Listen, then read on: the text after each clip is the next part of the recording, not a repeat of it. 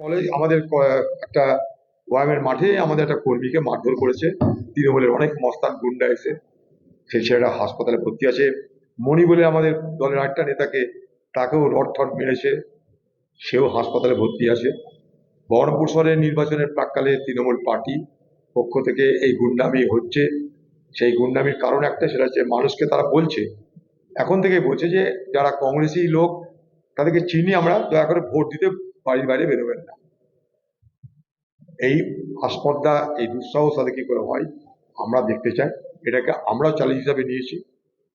Paschimbanga Trinamool party যদি কোনো একটা সিটে সব থেকে বেশি নজর দিয়েছে, তার নাম বহরমপুর। দিদি এখানে যে পদযাত্রা করছে, এখানে কালকে দুদিন খেয়ে থেকে ষড়যন্ত্র করে তিনি ফিরে গেছেন। তিনি যাওয়ার পর হামলা শুরু হয়েছে, ভোটারদের ভয় দেখানো শুরু হয়েছে। বলা হচ্ছে যে কংগ্রেসকে যারা ভোট দেবেন তারা বাড়ি থেকেই বেরোবেন না, আপনাদের বাড়িতে মিষ্টির প্যাকেট পৌঁছে যাবে। পশ্চিমবঙ্গের মুখ্যমন্ত্রী, আপনার ষড়যন্ত্র এখানে সফল হতে দেব না।